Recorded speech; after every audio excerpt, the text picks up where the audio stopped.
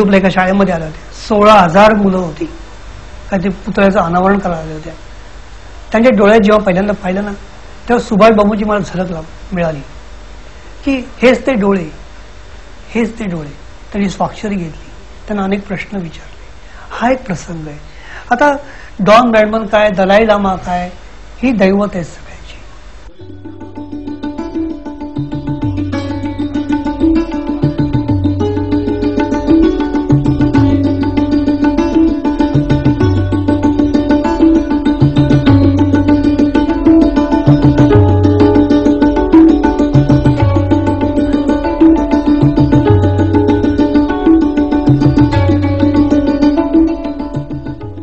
आता मी ही जी भिंत केली तेव्हा सचिननी हे अप्रूव्ह केलेलं आहे.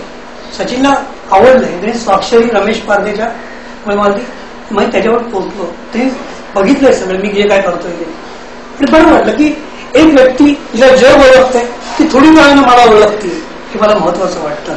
मोनिका सेलेस ही विंबल्डन चॅम्पियन, पण मध्ये तिला आघात झाला, तिच्यावर हल्ला झाला आणि ती त्यातनं परत वरती आलीच नाही. पण जेव्हा तिची मला स्वाक्षरी पोस्टाने आली तर सर्व खरंच ती स्वाक्षरी बोलकी बघा. ती मोनिका सेलेसाठी परत खाली आलेली, बॅगला आली. हाच अनुभव मला ब्रायन लाराच्या बद्दल आला सीएट अवॉर्डच्या वेळेला. त्याची स्वाक्षरी बघितल्यानंतर तिकडे काही मला वेगळं वाटलं. मला वेगळं वाटलं की सरळ जाऊन तो परत मागे आलेला. अर्थात लारा आता बरोबर योग्य स्थितीला आहे. सुनील गावस्करांचा मला जेव्हा टाइम्स ऑफ इंडियामध्ये पहिल्यांदा आलं, माझ्यावर लिहिलेलं आर्टिकल मी त्यांना पाठवलं. त्यांनी सुरेख मला पत्र पाठवलं. अशा अनेक गोष्टी मला मिळत गेल्या. ठाण्याला कार्यक्रम होता. मी विराट मंगेशकरांना सांगितलं मला दिदींचं रेकॉर्डिंग बघायचं आहे. मी आणि प्रवीण डोणे होतो. तर ये बॉम्बे लॅबला तू अमुक दिवशी आहे. आम्ही 11:30 वाजले आम्ही उभे होतो लॅबच्या बाहेर. लता दिदी, पंडित नरेंद्र शर्मा, बाळासाहेब सगळे उतरले. मंगेशकरांनी मला ओळखलं. तुम्ही ठाण्याहून आलात का म्हणलं, चला वरती. आणि त्यावेळेला मला लता मंगेशकरचं एक रेकॉर्डिंग शुभ उंबरडावर शुभ चित्रपट काढला ते मला ऐकायला मिळालं. अगदी जवळ ऐकायला भाग्यवान समजतो मी त्यावेळेला. आणि दिल्ली मला कर्मण्य वाधिकार असतो म्हणून एक स्वाक्षरी त्यावेळेला दिलेली होती. एक दिवशी वानखेड स्टेडियमला मॅच चालली होती. समोर एक गाडी आली आणि ती गाडी होती पटकन आली. आता बाळासाहेब उतरले, शाल घेतलेली. म्हटलं बाळासाहेब तुम्ही स्वाक्षरी द्या मला. गर्दीचं पटकन गर्दी जमली. बाळासाहेब बोलले मॅच संपल्या तुला मी देतो. मला वाटलं तर मिळणार नाही स्वाक्षरी आपल्याला. मॅच संपायची वेळ आली. बाळासाहेब उठलेले मला दिसले. मी तसा तडक खाली आलो. पण त्यावेळेला बाळासाहेब गाडीत बसले आणि जायला निघाले होते. मी धावत जाऊन एका समोरच्या झाडाच्या खाली उभा राहिलो आणि फक्त बॅट दाखवली, अशी बॅट दाखवली. बाळासाहेबांनी गाडी थांबवली आणि सांगितलं या मुलाला गाडीत घ्या. मी गाडीत बसलो. बाळासाहेब बोलले स्वाक्षरी हवी तुला. म्हटलं हो. त्यांनी बॅग किती करू कुठे करू म्हटलं बॅटभर करा. ते स्वाक्षरी केली. बाजूलाच बसलो होतो. पण बाळासाहेब 2 फोटो काढू का? हो काय तिथे गाडीमध्ये अशी मला पोच दिली. आता ही मोठी माणसं आहेत. खरंच शब्दावर लागतं. माणसं ही मोठीच आहेत असं मला वाटतं. अमिताभ बच्चनला बघायची खूप इच्छा होती. एका कार्यक्रमात बघितलं, स्वाक्षरी मिळाली.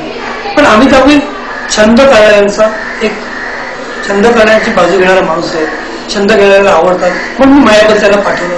त्यांनी मला स्वतःचे स्वाक्षरी केलेले फोटो आणि एक छान पत्र त्यांनी मला पाठवलं. हे अमिताभने म्हणलं.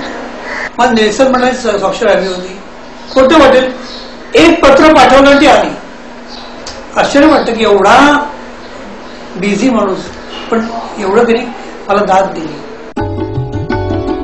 ज्याला वाचता येतं त्या प्रत्येकानं कधी ना कधी पुस्तकाचं पहिलं पान उघडलेलं असतं. पुस्तकाच्या नावाबरोबरच लेखक, कवी, साहित्यिकांचं नाव सुद्धा वाचलेलं असतं. मात्र चाफेकरांच्या संग्रहातील पुस्तकं ही वेगळी आहेत. ह्या पुस्तकांच्या पहिल्या पानावर लेखकांच्या सह्या सुद्धा पाहायला मिळतात. ही सगळी संपत्ती गोळा करण्यासाठी सतीश चाफेकरांनी किती भटकंती केली असेल हे त्यांचं तेच जाणवत. नेहमी प्रकाशझोतात वावरणाऱ्या कलाकार मंडळींना गाठणं तसं सोपं नाही. त्यातही अमिताभ सारख्या अभिनेत्याची भेट मिळणं कठीण, हे मिळणं तर त्याहूनही कठीण. पण सतीश चाफेकरांनी त्यातही यश मिळवलंय.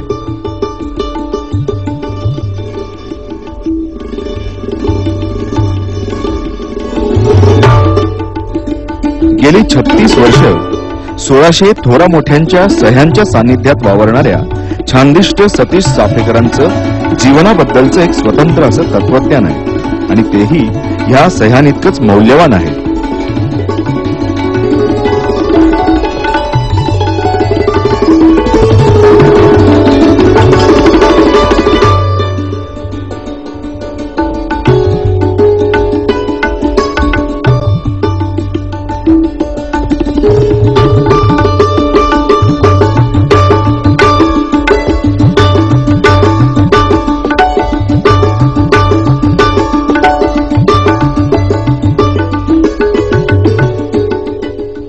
छंद हा प्रत्येकाला असायला हवा. छंदाशिवाय माणूस नाही आपण म्हणतो. आता काही लोकांना छंद नसतो. आता हा छंद नसणं मला वाटतं फार भयानक आहे. विराज घेतलेली माणसं काय करतात, छंद नसेल तर ती अडगळ वाटतात लोकांना. हा छंद हवा. आता छंद आणि व्यवसाय याचं नातं होऊ शकतं का? पूर्वी होत नव्हतं, असं होतंय. मीडियाने येतात त्यात लक्ष घातलं पाहिजे की आज इंटरनेटवरती जवळजवळ 1.5 लाख साईट्स आहेत छंदावरती.